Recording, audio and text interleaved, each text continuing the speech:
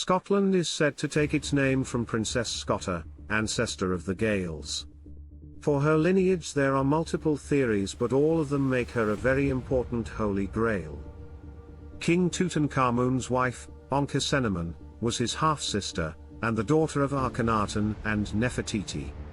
Some claim Ankhesenamun is Scota. Marrying with half-sisters is very popular in ancient times, like Abram and Sara. Lineage from Phoenicia, Scythia. Fénius Farsaid Pheniusa. Scota was the mother of Goidel Glas, the ancestor of the Gaels. Scota was the daughter of an Egyptian pharaoh named Cingris Chenchres Akenkheres. She marries Goidel's father Niul, son of Fénius Farsaid. Fenius Farsaid, Pheniusa, Pheniu, was a legendary king of Scythia. He was the son of Boath, a son of Magog or Gomer. Phenius and his son Niul journeyed to the Tower of Babel. Niul, who was trained in many languages. He is said to be one of the 72 chieftains who built Nimrod's Tower of Babel, but traveled to Scythia after the tower collapsed. They came to the plain of Shinar to study the confused languages at Nimrod's tower. Finding that the speakers had already dispersed, Phineus sent his scholars to study them, staying at the tower, coordinating the effort.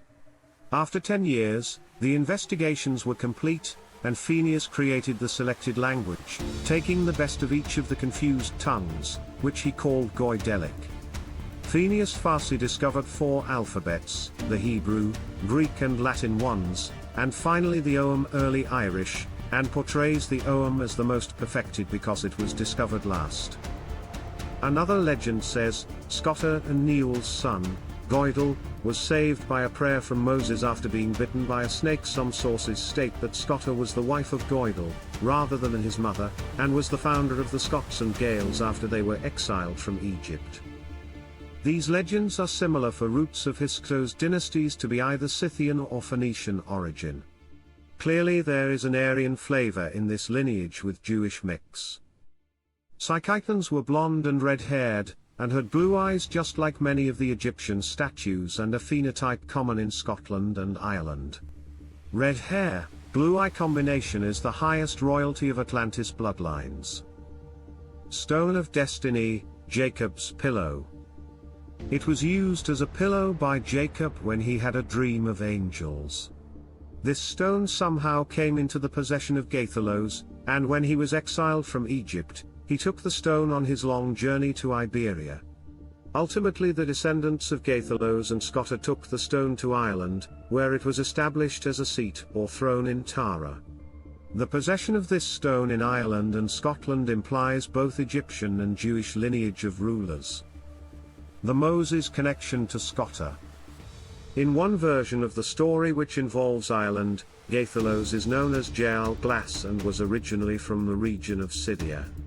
Goidel Glas lived during the time of Moses, and Moses is said to have cured the Gaethelos when he was bitten by a serpent.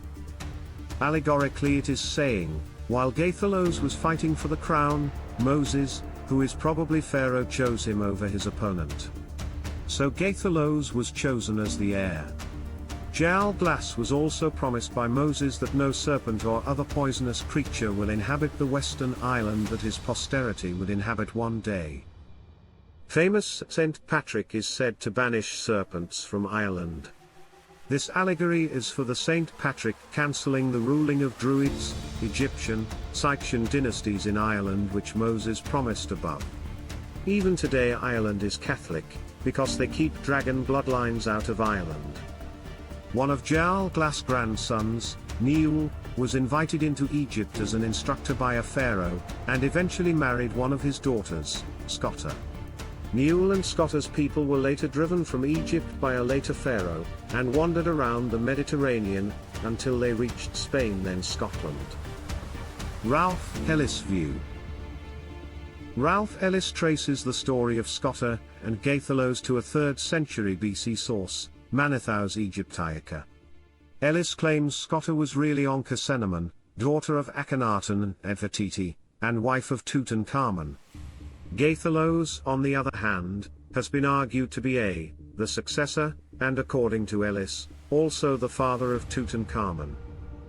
Little is known of I, although Ellis claims that he was the father of Tutankhamun, and married Ankhesenamun after his son's death. I ruled only briefly before religious struggle brought him into conflict with the Egyptian people and he and his court were forced into exile.